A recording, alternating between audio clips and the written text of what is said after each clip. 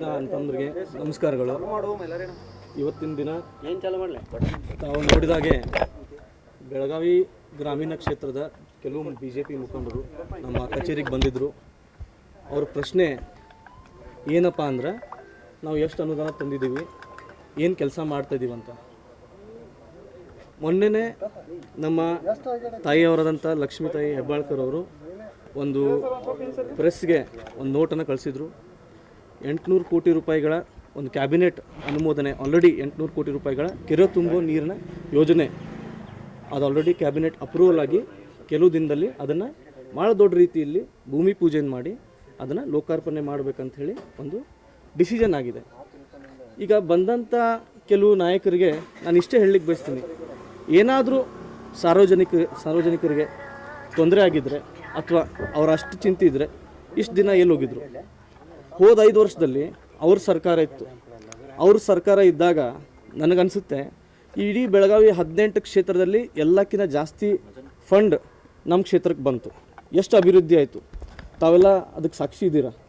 ಬರುವಂಥ ದಿನದಲ್ಲಿ ಇನ್ನೂ ಅಭಿವೃದ್ಧಿ ಮಾಡಬೇಕು, ಇನ್ನೂ ಈ ಕ್ಷೇತ್ರಕ್ಕೆ ಹಲವಾರು ಫಂಡ್ಗಳನ್ನು ತರಬೇಕಂಥೇಳಿ ನಮ್ಮ ಶಾಸಕರಾದ ಲಕ್ಷ್ಮೀ ಹೆಬ್ಬಾಳ್ಕರ್ ಅವರು ಅದನ್ನು ಯೋಚನೆಯಲ್ಲಿದ್ದಾರೆ. ಇವಾಗಿನವರೆಗೂ ಏನೇನು ಕೆಲಸ ಆಗಿದೆ, ಏನೇನು ಕೆಲಸ ಮಾಡಿದ್ದೀವಿ ಅದನ್ನು ಪತ್ರಿಕೆ ಮುಖಾಂತರ ಪ್ರೆಸ್ಸಲ್ಲಿ ಒಂದು ನೋಟ್ ಕೊಡ್ತೀವಿ. ಆದರೆ ಬರುವಂಥ ಲೋಕಸಭಾ ಚುನಾವಣೆ ಏನಿದೆ ಅದಕ್ಕಾಗಿ ಏನಾದರೂ ಮಾಡಿ ಒಂದು ನ್ಯೂಸಲ್ಲಿ ಇರಬೇಕು. ಅವ್ರು ಆಲ್ರೆಡಿ ಬೇಸ್ ಕಳ್ಕೊಂಡಿದ್ದಾರೆ ನಮ್ಮ ಕ್ಷೇತ್ರದಲ್ಲಿ. ನೀವು ನೋಡಿರ್ಬೇಕು, ಅವ್ರ ಸಂಘಟನೆ ಇತ್ತಂದರೆ ಸುಮಾರು ಜನ ಬರ್ತಾಯಿದ್ರು. ಭಾಳ ಬೆರಳೆಣಿಕೆ ಮೇಲೆ ಒಂದು ಸೌಹಾರ್ದ ಭೇಟಿ ಅಂಥೇಳಿ ಭೇಟಿಯಾಗಿದ್ದಾರೆ. ನಾನು ಅದನ್ನು ಸ್ವಾಗತ ಮಾಡ್ತೀನಿ, ರೆಸ್ಪೆಕ್ಟ್ ಕೂಡ ಕೊಡ್ತೀನಿ. ಏನು ನಮ್ಮೆಲ್ಲರ ಗುರಿ ಒಂದೇ ಇರಬೇಕು, ನಮ್ಮ ಕ್ಷೇತ್ರನ ನಾವು ಅಭಿವೃದ್ಧಿ ಯಾವ ಥರ ಮಾಡ್ತೀವಿ. ಯಾಕಂದರೆ 1,10,000 ಜನ ನಮ್ಮ ತಾಯಿಯವ್ರು ವೋಟ್ ಕೊಟ್ಟಿದ್ದಾರೆ. ಆ ಪ್ರತಿಯೊಬ್ಬ ನಾಗರಿಕರಿಗೆ ನಾವು ನ್ಯಾಯ ಒದಗಿಸ್ಕೊಡ್ಬೇಕಂತ ಹೇಳಿ ಒಂದು ನಮ್ಮ ಮನಸ್ಸಿಂದ ನಾನು ಇಷ್ಟು ಹೇಳಿ.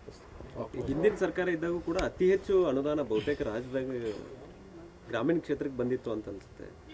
ಅಭಿವೃದ್ಧಿ ನಿಟ್ಟಿನಲ್ಲಿ ಸಾಕಷ್ಟು ಆಗ್ತಾ ಇದ್ದಾವೆ. ತಾವು ಅದಕ್ಕೆ ಸಾಕ್ಷಿ ಇದ್ದೀರಾ, ತಾವು ನೋಡಿದ್ದೀರಾ. ಪ್ರತಿಯೊಂದು ಏನೇನು ಅಭಿವೃದ್ಧಿ ಕಾಮಗಾರಿ ಆಗಿದೆ ತಮ್ಮ ಪತ್ರಿಕೆ ಮುಖಾಂತರನೇ ನಾವು ಜನರಿಗೆ ತಲುಪಿಸಿದ್ದೀವಿ ಕೂಡ, ಅದನ್ನು ನೋಡಿದ್ದಾರೆ ಕೂಡ. ಹಾಗಾಗಿ ನಮ್ಮ ಸರ್ಕಾರ ಇಲ್ಲದ ಟೈಮ್ದಲ್ಲಿ ನಾವು ಅಷ್ಟು ಅಭಿವೃದ್ಧಿ ಮಾಡಿದ್ವಿ. ಇವಾಗ ನಮ್ಮ ಸರ್ಕಾರ ಇದೆ, ಮುಖ್ಯಮಂತ್ರಿಯವ್ರು ನಮ್ಮವ್ರು ಇದ್ದಾರೆ. ಮುಖ್ಯಮಂತ್ರಿಯವ್ರಿಗೆ ಮತ್ತು ಉಪಮುಖ್ಯಮಂತ್ರಿಯವ್ರಿಗೆ ನಮ್ಮ ಜನರ ಮೇಲೆ ಭಾಳ ಕಾಳಜಿ ಇದೆ. ಈ 5 ವರ್ಷದಲ್ಲೂ ಕೂಡ ಲಾಸ್ಟ್ ಟೈಮ್ಕಿಂತ ಜಾಸ್ತಿ ಅಭಿವೃದ್ಧಿ ನಮ್ಮ MLA ಅವ್ರು ಮಾಡಿ ತೋರಿಸ್ತಾರೆ, ನಮ್ಮ ಮಂತ್ರಿಗಳು ಮಾಡಿ ತೋರಿಸ್ತಾರೆ ಅಂತ ಹೇಳಿ ನನಗೆ ಭರವಸೆ. ಈಗ ಲೋಕಸಭಾ ಚುನಾವಣೆ ಮೃಣಾಲ್ ಹೆಬ್ಬಾಳ್ಕರ್ ಅವರು ಸ್ಪರ್ಧೆ ಮಾಡ್ತಾರ ಅನ್ನುವಂಥ ಪ್ರಶ್ನೆ ನಿಮ್ಮ ಕ್ಷೇತ್ರದ ಜನರು, ಜಿಲ್ಲೆ ಜನರಲ್ಲದ, ಏನು ಹೇಳಕ್ಕೆ?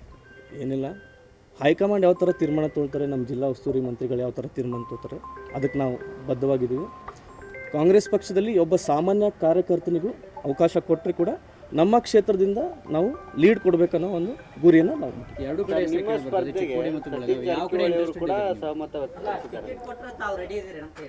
ಟಿಕೆಟ್ ಕೊಟ್ಟರೆ ಯಾರಾದರೂ ರೆಡಿ ಆಗಲೇಬೇಕು ಸರ್. ಯಾಕಂದ್ರೆ ಅದೇ ಅಲ್ಟಿಮೇಟ್ಲಿ ಹೈಕಮಾಂಡ್ ಪಕ್ಷದ ತೀರ್ಮಾನ, ಪಕ್ಷದ ಯಾವುದೇ ತೀರ್ಮಾನ ಆಗಲಿ ನಾವೆಲ್ಲರೂ ತಲೆಬಾಗಿ ಕೆಲಸ ಮಾಡ್ಬೇಕಂತ ಹೇಳಿ ಒಂದು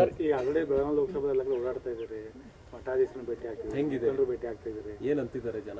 ಮುಖಂಡರನ್ನ ಭೇಟಿ ಆಗೋದು, ಮಠಾಧೀಶರನ್ನ ಭೇಟಿ ಆಗೋದು ಗುರಿ ಏನಂದ್ರೆ, ನಾವು ಈ ಸರಿ ಕಾಂಗ್ರೆಸ್ ಪಕ್ಷದ ಬಾವುಟನ ನಾವು ಬೆಳಗಾವಿ ಪಾರ್ಲಿಮೆಂಟ್ನಲ್ಲಿ ಹಾರಿಸಲೇಬೇಕು. ಶತಾಯಗತಾಯ 5 ಬಾರಿ ಇಲೆಕ್ಷನ್ ಆಯಿತು. ಲಾಸ್ಟ್ ಇಲೆಕ್ಷನಲ್ಲಿ ಬರೀ 2,000 ಮತಗಳ ಅಂತರಿಂದ ನಾವು ನಮ್ಮ ಸೀಟನ್ನು ಕಳ್ಕೊಂಡ್ವಿ. ನಮ್ಮ ಪಕ್ಷದಿಂದ ಯಾವುದಾದ್ರೂ ಒಬ್ಬ ಸಾಮಾನ್ಯ ವ್ಯಕ್ತಿ ಕೊಟ್ಟರು ಕೂಡ ಅದನ್ನು ನಾವು ಗೆಲ್ಲಿಸ್ಬೇಕು ಅನ್ನೋ ಗುರಿಯಿಂದಲೇ ನಾವು ಕೆಲಸ ಮಾಡ್ತಾಯಿದ್ದೀವಿ. ಸರಿ, ಈಗ ಮೊನ್ನೆ ಕೂಡ ಎಲ್ಲಿ ಹೋದರೂ ಮೇಡಮ್ ಅವ್ರಿಗೂ ಕೂಡ ಪ್ರೆಷರ್ ಮಾಡ್ತಾ ಇದ್ದಾರೆ, ಮೃಣಾಲ್ ಅವ್ರಿಗೆ ಟಿಕೆಟ್ ಕೊಡಿಸಿ ಅಂತೇಳಿ. ನೀವು ಹೋದರೂ ಕೂಡ ನೀವೇ ನಿಲ್ಲಿ ಅಂತಿದ್ದಾರೆ. ನಿಜಾನದು? ಜನರ ಆಶೀರ್ವಾದ ನನಗೂ ಒಂದು ಖುಷಿ ಮನಸ್ಸಲ್ಲಿ. ಯಾಕಂದರೆ ಇಷ್ಟು ದಿನ ಕೆಲಸ ಮಾಡಿ ಜನರ ಬಾಯಲ್ಲಿ ಈ ಥರ ಬರ್ತಾಯಿದೆ, ನಮಗೂ ಅದನ್ನು ಭಾಳ ಮನಸ್ಸಿಂದ ನಾನು ಖುಷಿ ಪಡ್ತೀನಿ. ಆದರೆ ಇನ್ನೂ ಗುರಿ ಭಾಳ ದೂರ ಇದೆ. ಇಷ್ಟು ಬೇಗ ನಾನು ಯಾವುದಕ್ಕೂ ಕೂಡ ಪ್ರತಿಕ್ರಿಯೆ ಕೊಡೋಲ್ಲ. ಇನ್ನೂ ಭಾಳ ದೂರ ಗುರಿ ಇದೆ, ನೋಡೋಣ ಮುಂದೆ ಹೆಂಗೆ ಬರುತ್ತೆ. ಪಕ್ಷದಿಂದ ಯಾವುದೇ ತೀರ್ಮಾನ ಬಂದರೂ ಅದನ್ನು ನಾವು ತೀರ್ಮಾನ ಸ್ವಾಗತ. ಪ್ರೆಸ್ನ ಅಂತಂದ್ರಿಗೆ ನಮಸ್ಕಾರಗಳು. ಇವತ್ತಿನ ದಿನ ತಾವು ನೋಡಿದಾಗೆ ಬೆಳಗಾವಿ ಗ್ರಾಮೀಣ ಕ್ಷೇತ್ರದ ಕೆಲವು BJP ಮುಖಂಡರು ನಮ್ಮ ಕಚೇರಿಗೆ ಬಂದಿದ್ದರು. ಅವ್ರ ಪ್ರಶ್ನೆ ಏನಪ್ಪ ಅಂದ್ರೆ, ನಾವು ಎಷ್ಟು ಅನುದಾನ ತಂದಿದ್ದೀವಿ, ಏನು ಕೆಲಸ ಮಾಡ್ತಾಯಿದ್ದೀವಿ ಅಂತ. ಮೊನ್ನೆನೇ ನಮ್ಮ ತಾಯಿಯವರಾದಂಥ ಲಕ್ಷ್ಮೀತಾಯಿ ಹೆಬ್ಬಾಳ್ಕರ್ ಅವರು ಒಂದು ಪ್ರೆಸ್ಗೆ ಒಂದು ನೋಟನ್ನು ಕಳಿಸಿದರು. 800 ಕೋಟಿ ರೂಪಾಯಿಗಳ ಒಂದು ಕ್ಯಾಬಿನೆಟ್ ಅನುಮೋದನೆ, ಆಲ್ರೆಡಿ 800 ಕೋಟಿ ರೂಪಾಯಿಗಳ ಕೆರೆ ತುಂಬೋ ನೀರಿನ ಯೋಜನೆ ಅದು ಆಲ್ರೆಡಿ ಕ್ಯಾಬಿನೆಟ್ ಅಪ್ರೂವಲ್ ಆಗಿ ಕೆಲವು ದಿನದಲ್ಲಿ ಅದನ್ನು ಭಾಳ ದೊಡ್ಡ ರೀತಿಯಲ್ಲಿ ಭೂಮಿ ಪೂಜೆಯನ್ನು ಮಾಡಿ ಅದನ್ನು ಲೋಕಾರ್ಪಣೆ ಮಾಡಬೇಕಂತ ಹೇಳಿ ಒಂದು ಡಿಸಿಷನ್ ಆಗಿದೆ. ಈಗ ಬಂದಂಥ ಕೆಲವು ನಾಯಕರಿಗೆ ನಾನು ಇಷ್ಟೇ ಹೇಳಲಿಕ್ಕೆ ಬಯಸ್ತೀನಿ, ಏನಾದರೂ ಸಾರ್ವಜನಿಕರಿಗೆ ತೊಂದರೆ ಆಗಿದ್ದರೆ ಅಥವಾ ಅವರ ಅಷ್ಟು ಚಿಂತೆ ಇದ್ದರೆ ಇಷ್ಟು ದಿನ ಎಲ್ಲಿ ಹೋಗಿದ್ರು? ಹೋದ 5 ವರ್ಷದಲ್ಲಿ ಅವ್ರ ಸರ್ಕಾರ ಇತ್ತು. ಅವ್ರ ಸರ್ಕಾರ ಇದ್ದಾಗ ನನಗನ್ಸುತ್ತೆ ಇಡೀ ಬೆಳಗಾವಿ 18 ಕ್ಷೇತ್ರದಲ್ಲಿ ಎಲ್ಲಕ್ಕಿಂತ ಜಾಸ್ತಿ ಫಂಡ್ ನಮ್ಮ ಕ್ಷೇತ್ರಕ್ಕೆ ಬಂತು. ಎಷ್ಟು ಅಭಿವೃದ್ಧಿ ಆಯಿತು, ತಾವೆಲ್ಲ ಅದಕ್ಕೆ ಸಾಕ್ಷಿ ಇದ್ದೀರಾ. ಬರುವಂಥ ದಿನದಲ್ಲಿ ಇನ್ನೂ ಅಭಿವೃದ್ಧಿ ಮಾಡಬೇಕು, ಇನ್ನೂ ಈ ಕ್ಷೇತ್ರಕ್ಕೆ ಹಲವಾರು ಫಂಡ್ಗಳನ್ನು ತರಬೇಕಂತ ಹೇಳಿ ನಮ್ಮ ಶಾಸಕರಾದ ಲಕ್ಷ್ಮೀ ಹೆಬ್ಬಾಳ್ಕರ್ ಅವರು ಅದನ್ನು ಯೋಚನೆಯಲ್ಲಿದ್ದಾರೆ. ಇವಾಗಿನವರೆಗೂ ಏನೇನು ಕೆಲಸ ಆಗಿದೆ, ಏನೇನು ಕೆಲಸ ಮಾಡಿದ್ದೀವಿ ಅದನ್ನು ಪತ್ರಿಕೆ ಮುಖಾಂತರ ಪ್ರೆಸ್ಸಲ್ಲಿ ಒಂದು ನೋಟ್ ಕೊಡ್ತೀವಿ. ಆದರೆ ಬರುವಂಥ ಲೋಕಸಭಾ ಚುನಾವಣೆ ಏನಿದೆ ಅದಕ್ಕಾಗಿ ಏನಾದರೂ ಮಾಡಿ ಒಂದು ನ್ಯೂಸಲ್ಲಿ ಇರಬೇಕು. ಅವ್ರು ಆಲ್ರೆಡಿ ಬೇಸ್ ಕಳ್ಕೊಂಡಿದ್ದಾರೆ ನಮ್ಮ ಕ್ಷೇತ್ರದಲ್ಲಿ. ನೀವು ನೋಡಿರ್ಬೇಕು, ಅವ್ರ ಸಂಘಟನೆ ಇತ್ತಂದರೆ ಸುಮಾರು ಜನ ಬರ್ತಾಯಿದ್ರು. ಭಾಳ ಬೆರಳೆಣಿಕೆ ಮೇಲೆ ಒಂದು ಸೌಹಾರ್ದ ಭೇಟಿ ಅಂಥೇಳಿ ಭೇಟಿಯಾಗಿದ್ದಾರೆ. ನಾನು ಅದನ್ನು ಸ್ವಾಗತ ಮಾಡ್ತೀನಿ, ರೆಸ್ಪೆಕ್ಟ್ ಕೂಡ ಕೊಡ್ತೀನಿ. ಏನು ನಮ್ಮೆಲ್ಲರ ಗುರಿ ಒಂದೇ ಇರಬೇಕು, ನಮ್ಮ ಕ್ಷೇತ್ರನ ನಾವು ಅಭಿವೃದ್ಧಿ ಯಾವ ಥರ ಮಾಡ್ತೀವಿ. ಯಾಕಂದರೆ 1,10,000 ಜನ ನಮ್ಮ ತಾಯಿಯವ್ರು ಓಟ್ ಕೊಟ್ಟಿದ್ದಾರೆ. ಆ ಪ್ರತಿಯೊಬ್ಬ ನಾಗರಿಕರಿಗೆ ನಾವು ನ್ಯಾಯ ಒದಗಿಸ್ಕೊಡ್ಬೇಕಂತ ಹೇಳಿ ಒಂದು ನಮ್ಮ ಮನಸ್ಸಿಂದ ನಾನು ಇಷ್ಟು ಹೇಳ್ತೀನಿ. ಹಿಂದಿನ ಸರ್ಕಾರ ಇದ್ದಾಗೂ ಕೂಡ ಅತಿ ಹೆಚ್ಚು ಅನುದಾನ ಬಹುತೇಕ ರಾಜ್ಯದಾಗ ಗ್ರಾಮೀಣ ಕ್ಷೇತ್ರಕ್ಕೆ ಬಂದಿತ್ತು ಅಂತ ಅನ್ಸುತ್ತೆ. ಅಭಿವೃದ್ಧಿ ನಿಟ್ಟಿನಲ್ಲಿ ಸಾಕಷ್ಟು ಆಗ್ತಾ ಇದ್ದಾವೆ. ತಾವು ಅದಕ್ಕೆ ಸಾಕ್ಷಿ ಇದ್ದೀರಾ, ತಾವು ನೋಡಿದ್ದೀರಾ. ಪ್ರತಿಯೊಂದು ಏನೇನು ಅಭಿವೃದ್ಧಿ ಕಾಮಗಾರಿ ಆಗಿದೆ ತಮ್ಮ ಪತ್ರಿಕೆ ಮುಖಾಂತರನೇ ನಾವು ಜನರಿಗೆ ತಲುಪಿಸಿದ್ದೀವಿ ಕೂಡ, ಅದನ್ನು ನೋಡಿದ್ದಾರೆ ಕೂಡ. ಹಾಗಾಗಿ ನಮ್ಮ ಸರ್ಕಾರ ಇಲ್ಲದ ಟೈಮ್ದಲ್ಲಿ ನಾವು ಅಷ್ಟು ಅಭಿವೃದ್ಧಿ ಮಾಡಿದ್ವಿ. ಇವಾಗ ನಮ್ಮ ಸರ್ಕಾರ ಇದೆ, ಮುಖ್ಯಮಂತ್ರಿಯವ್ರು ನಮ್ಮವರಿದ್ದಾರೆ. ಮುಖ್ಯಮಂತ್ರಿಯವ್ರಿಗೆ ಮತ್ತು ಉಪಮುಖ್ಯಮಂತ್ರಿಯವ್ರಿಗೆ ನಮ್ಮ ಜನರ ಮೇಲೆ ಭಾಳ ಕಾಳಜಿ ಇದೆ. ಈ 5 ವರ್ಷದಲ್ಲೂ ಕೂಡ ಲಾಸ್ಟ್ ಟೈಮ್ಕಿಂತ ಜಾಸ್ತಿ ಅಭಿವೃದ್ಧಿ ನಮ್ಮ MLA ಅವ್ರು ಮಾಡಿ ತೋರಿಸ್ತಾರೆ, ನಮ್ಮ ಮಂತ್ರಿಗಳು ಮಾಡಿ ತೋರಿಸ್ತಾರೆ ಅಂತ ಹೇಳಿ ನನಗೆ ಭರವಸೆ. ಹೆಸರಿಗೆ ಲೋಕಸಭಾ ಚುನಾವಣೆ ಮೃಣಾಲ್ ಹೆಬ್ಬಾಳ್ಕರ್ ಅವರು ಸ್ಪರ್ಧೆ ಮಾಡ್ತಾರ ಅನ್ನುವಂಥ ಪ್ರಶ್ನೆ ನಿಮ್ಮ ಕ್ಷೇತ್ರದ ಜನರು, ಜಿಲ್ಲೆ ಜನರಲ್ಲದ, ಏನು ಹೇಳಕ್ಕೆ? ಏನಿಲ್ಲ, ಹೈಕಮಾಂಡ್ ಯಾವ ಥರ ತೀರ್ಮಾನ ತೊಗೊಳ್ತಾರೆ, ನಮ್ಮ ಜಿಲ್ಲಾ ಉಸ್ತುವಾರಿ ಮಂತ್ರಿಗಳು ಯಾವ ಥರ ತೀರ್ಮಾನ ತೊಗೊಳ್ತಾರೆ ಅದಕ್ಕೆ ನಾವು ಬದ್ಧವಾಗಿದ್ದೀವಿ. ಕಾಂಗ್ರೆಸ್ ಪಕ್ಷದಲ್ಲಿ ಒಬ್ಬ ಸಾಮಾನ್ಯ ಕಾರ್ಯಕರ್ತನಿಗೂ ಅವಕಾಶ ಕೊಟ್ಟರೆ ಕೂಡ ನಮ್ಮ ಕ್ಷೇತ್ರದಿಂದ ನಾವು ಲೀಡ್ ಕೊಡಬೇಕನ್ನೋ ಒಂದು ಗುರಿಯನ್ನು ನಾವು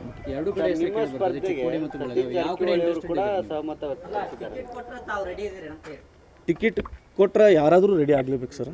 ಯಾಕಂದ್ರೆ ಅದೇ ಅಲ್ಟಿಮೇಟ್ಲಿ ಹೈಕಮಾಂಡ್ ಪಕ್ಷದ ತೀರ್ಮಾನ, ಪಕ್ಷದ ಯಾವುದೇ ತೀರ್ಮಾನ ಆಗಲಿ ನಾವೆಲ್ಲರೂ ತಲೆಬಾಗಿ ಕೆಲಸ ಮಾಡ್ಬೇಕಂತ ಹೇಳಿ ಒಂದು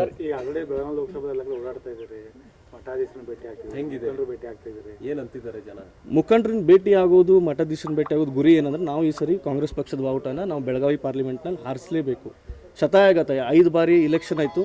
ಲಾಸ್ಟ್ ಇಲೆಕ್ಷನಲ್ಲಿ ಬರೀ 2,000 ಮತಗಳ ಅಂತರಿಂದ ನಾವು ನಮ್ಮ ಸೀಟನ್ನು ಕಳ್ಕೊಂಡ್ವಿ. ನಮ್ಮ ಪಕ್ಷದಿಂದ ಯಾವುದಾದ್ರೂ ಒಬ್ಬ ಸಾಮಾನ್ಯ ವ್ಯಕ್ತಿ ಕೊಟ್ಟರು ಕೂಡ ಅದನ್ನು ನಾವು ಗೆಲ್ಲಿಸ್ಬೇಕನ್ನೋ ಗುರಿಯಿಂದಲೇ ನಾವು ಕೆಲಸ ಮಾಡ್ತಾಯಿದ್ದೀವಿ. ಸರ್, ಈಗ ಮೊನ್ನೆ ಕೂಡ ಎಲ್ಲಿ ಹೋದರೂ ಮೇಡಮ್ ಅವ್ರಿಗೂ ಕೂಡ ಪ್ರೆಷರ್ ಮಾಡ್ತಾ ಇದ್ದಾರೆ, ಮೃಣಾಲ್ ಅವ್ರಿಗೆ ಟಿಕೆಟ್ ಕೊಡಿಸಿ ಅಂತೇಳಿ. ನೀವು ಹೋದರೂ ಕೂಡ ನೀವೇ ನಿಲ್ಲಿ ಅಂತಿದ್ದಾರೆ. ನಿಜಾನದು? ಜನರ ಆಶೀರ್ವಾದ ನನಗೂ ಒಂದು ಖುಷಿ ಮನಸ್ಸಲ್ಲಿ. ಯಾಕಂದರೆ ಇಷ್ಟು ದಿನ ಕೆಲಸ ಮಾಡಿ ಜನರ ಬಾಯಲ್ಲಿ ಈ ಥರ ಬರ್ತಾಯಿದೆ, ನಮಗೂ ಅದನ್ನು ಭಾಳ ಮನಸ್ಸಿಂದ ನಾನು ಖುಷಿ ಪಡ್ತೀನಿ. ಆದರೆ ಇನ್ನೂ ಗುರಿ ಭಾಳ ದೂರ ಇದೆ. ಇಷ್ಟು ಬೇಗ ನಾನು ಯಾವುದಕ್ಕೂ ಕೂಡ ಪ್ರತಿಕ್ರಿಯೆ ಕೊಡಲ್ಲ. ಇನ್ನೂ ಭಾಳ ದೂರ ಗುರಿ ಇದೆ, ನೋಡೋಣ ಮುಂದೆ ಹೆಂಗೆ ಬರುತ್ತೆ.